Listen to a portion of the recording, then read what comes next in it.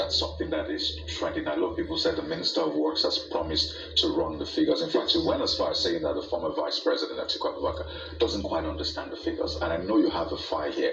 I imagine the figures are here. Quite a number of questions he has asked regarding the cost, the way it was approved. Did you align with the Procurement Act and the rest? But speak to us. There are concerns that this project may be some compensation to some people, and that much has been put out there. So speak to us about the procurement process.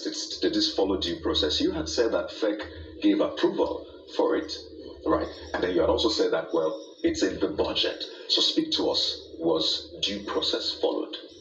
Well, I don't understand what you mean by due process. Yes, due process was followed. People were concerned about whether it was appropriated for, and I say yes.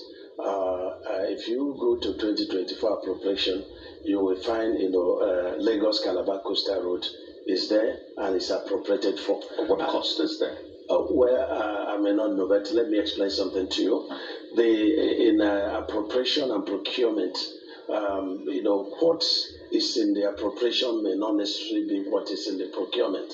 But the most important thing is that it's appropriated for, and it followed due process. And what's the due process? The due process is that we did our in-house evaluation of what is submitted.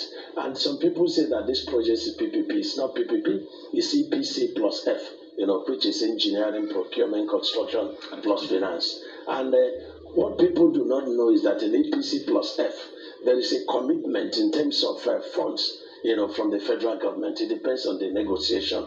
Like we have Abuja to Makurdi, it's done by China Harbour, and the federal government is paying 50% equity. And we have also Makurdi to 9 Mile in Enugu State. The federal government is paying 15% equity.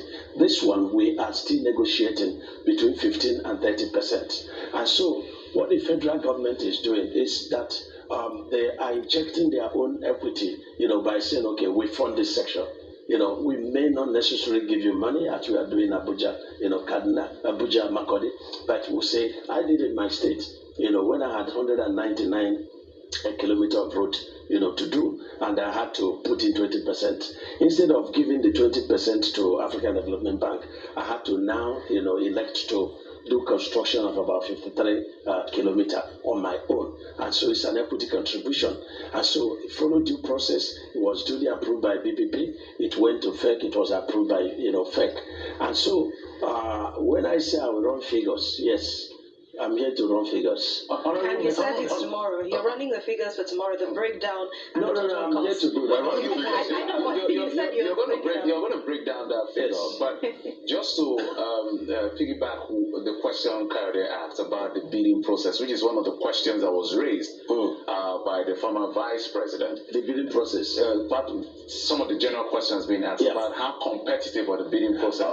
Now, the elephant in the room is that it's given to Hi-Tech. Hi-Tech is a subdivision of the Chagri Group, and we know that the president has a relationship with the Chagri. I'm not aware of that.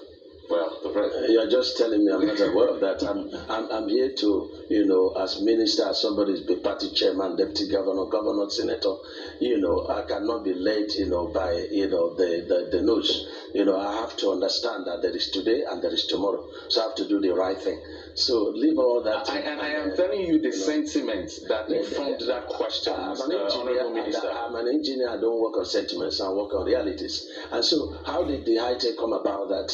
You see, in Procurement Act, which is a law, you are allowed, as a ministry, to invite contractors that have special skill in a particular kind of work and then negotiate with them and then give out the job to them. And we did that in the Third Mainland Bridge that is ongoing, which is the underwater works. We invited specifically Julop Beja, to come and, do so. We understudied the elements, to be procured, and we negotiated with it, and we negotiated with them, and they are rightly doing the job.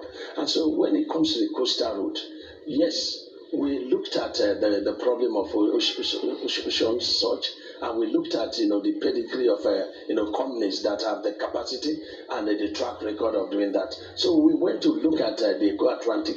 I lived in Lagos, at the time we had the challenge, where the flood was almost taking over the entire VI. And High Tech, was the only company that was able to cure that problems. And when the National Assembly visited, they were so satisfied with the measure they put in place, to contain the ocean sludge. That's one. Two, when you are doing a coastal route, you are dealing with a very high water table. And so the issue of asphalt flexible pavement will not come to play. It is only concrete, and concrete is very friendly with water. And so we look at the company that has a track record so far in Nigeria that has done concrete road. And then what comes to mind is High Tech, and how you look at their proportion. You are aware of the problems we've had in the past until Dangote and High Tech came up under tax credit to do that road. And today we are enjoying it. We look at the deep sea port, it's also on concrete road. In fact, people say that we are, doing decking on road, and that is exactly what they are doing. So they have that, pedigree of ability to, contain the ocean such, problems. They also have this proven track record of, reinforced concrete road pavement.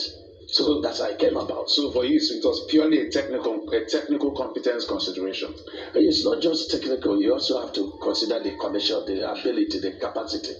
So there are a lot of factors, that were put in place in line with the Procurement Act, and that's exactly what happened with the China, China Harbor, Abuja to Makurdi to Ninth Mile. So it's not an isolated case. There are also cases that are as such. One of the narratives that people have made about